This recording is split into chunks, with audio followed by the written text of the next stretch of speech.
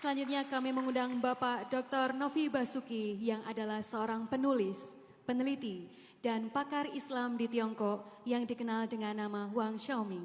Beliau memfokuskan perhatiannya pada politik, agama, sejarah, serta hubungan luar negeri Republik Rakyat Tiongkok dengan Indonesia. Please welcome Mr. Novi Basuki on the stage.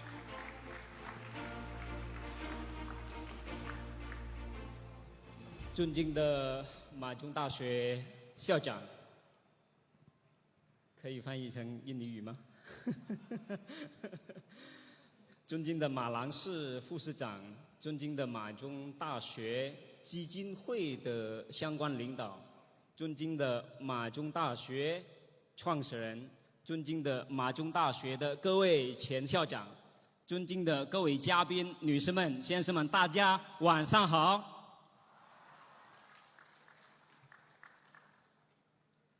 Saya harus berbicara di depan para Bapak Ibu sekalian mengenai pentingnya kenapa kita harus belajar bahasa Mandarin.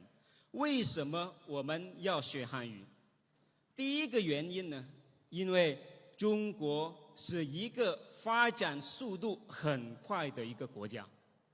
Karena alasan pertama adalah karena Tiongkok saat ini adalah negara dengan pertumbuhan yang sangat cepat di dunia ini, kalau bukan yang tercepat. Kita mungkin bisa mengutip sejarah sekilas. Tiongkok baru merdeka pada tahun 49, Indonesia merdeka tahun 45. Tiongkok adalah adiknya Indonesia dari segi usia.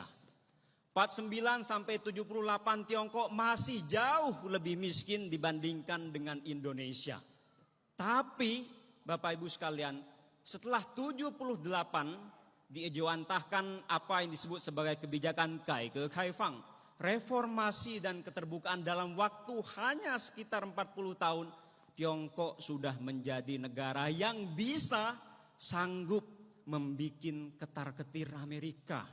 Sementara Indonesia dari 45 sampai tahun 2023 ini, GDP kita paling gampang kalau untuk mengukur suatu kekuatan ekonomi masih bertengger di angka ribuan US dollar, sementara Tiongkok sudah belasan ribu US dollar. Ini suatu hal yang luar biasa yang mesti bisa menyemangati kita kenapa kita wajib belajar bahasa Mandarin. Karena kita tidak boleh ketinggalan akan laju perekonomian Tiongkok yang luar biasa cepat ini. Itu alasan yang pertama. Alasan yang kedua adalah 因为中国是世界上人口最多的国家，而华人遍布在世界各地。Karena penduduk Tiongkok saat ini adalah penduduk paling banyak di dunia dan orang-orang Tionghoa menyebar di mana-mana. Bayangkan, masyarakat Tiongkok sekarang jumlahnya 1,4 miliar. Tentu ada suatu data yang menyebutkan bahwa secara demografi masyarakat Tiongkok jumlahnya akan disalip oleh India. Tapi secara kekuatan ekonomi, India dengan Tiongkok masih mempunyai jarak yang luar biasa. Mungkin bisa dikatakan bagaikan langit dan sumur saat ini. Dan orang-orang Tionghoa menyebar di mana-mana. Bayangkan, Bapak Ibu sekalian, kalau kita bisa berbicara dengan bahasa Mandarin, kita sudah bisa berbicara dengan 1,4 miliar orang yang ada di dunia ini, ditambah dengan orang-orang Tionghoa yang berada di mana-mana. Ini adalah suatu hal yang luar biasa yang menurut saya tidak bisa kita lewatkan. 第三个原因，因为说实话，尤其是在印尼，反华市场 还是非常非常非常大. Karena mohon maaf, anti terhadap China, baik China sebagai bangsa maupun China sebagai negara di Indonesia ini khususnya masih sangat besar sekali Bapak Ibu sekalian. Terutama mungkin 到了政治年可能会有一些人挑拨离间。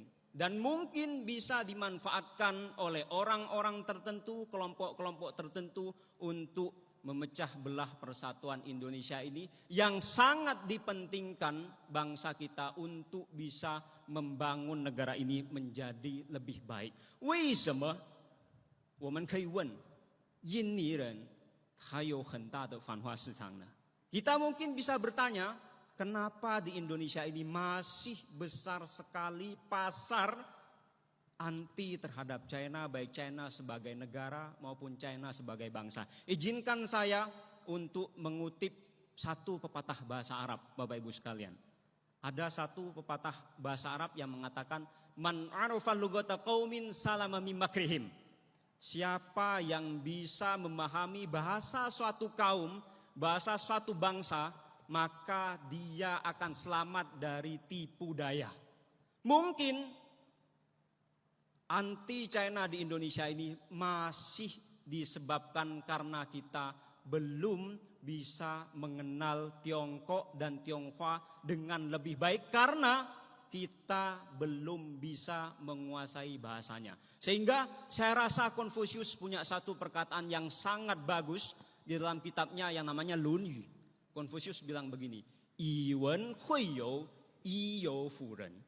Kita ini mesti menggunakan bahasa, kita ini mesti menggunakan budaya untuk bisa mengenal satu sama lain, untuk bisa bersilaturahmi, untuk bisa menjalin persahabatan. Dan dengan menjalin persahabatan, kita akan bisa mencintai satu sama lain.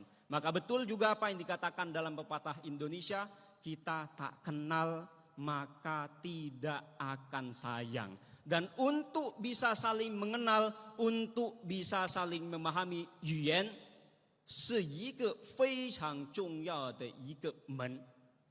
Bahasa menurut saya adalah pintu yang paling penting untuk bisa kita buka, Bapak Ibu sekalian. Lalu, apakah cukup hanya dengan belajar bahasanya saja? 我觉得不够. Kalau menurut saya masih belum cukup. 为什么？因为中文是一个博大精深的语言. Karena bahasa Mandarin adalah bahasa yang sangat dalam maknanya, penuh dengan filosofi kehidupan. Tadi saya sempat berkomunikasi dengan jajaran pengurus di Universitas Macung, menyampaikan kekhawatirannya akan degradasi moral yang ada di Indonesia ini. Banyak sekali mungkin orang-orang pintar, tapi belum tentu punya moral. Dan dalam ajaran Tiongkok klasik, dengan belajar bahasa Mandarin, ajaran Tiongkok klasik sangat menekankan pentingnya moral.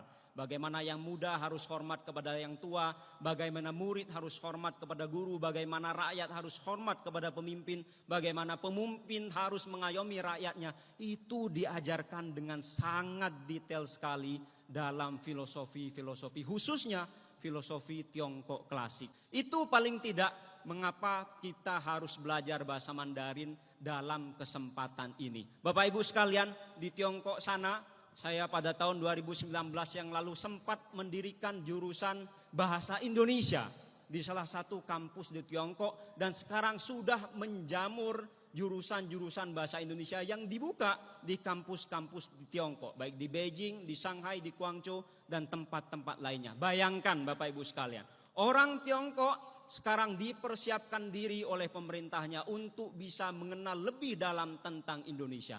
Masa kita sebagai negara yang hanya berbatasan lautan dengan Tiongkok tidak mau belajar bahasanya, di mana Tiongkok sedang maju pesatnya? Mungkin kalau kita tidak mau ini, jangan salahkan kalau nanti misalnya makin banyak investor yang datang ke Indonesia dari Tiongkok, malah bukan orang Indonesia yang dipakai, tapi orang-orang Tiongkok yang sudah bisa memahami bahasa Indonesia, mungkin sama dengan orang kita. Itu yang menurut saya barangkali layak untuk direnungkan, barangkali layak untuk digalakkan pembelajaran bahasa, budaya, dan syukur-syukur apapun yang terkait dengan Tiongkok di Macung Tasyu ini. Saya kira itu saja yang bisa saya sampaikan, Bapak Ibu sekalian. Tentu 很多问题，很多错误，请大家，请各位，请多多包涵，谢谢大家。Assalamualaikum warahmatullahi wabarakatuh.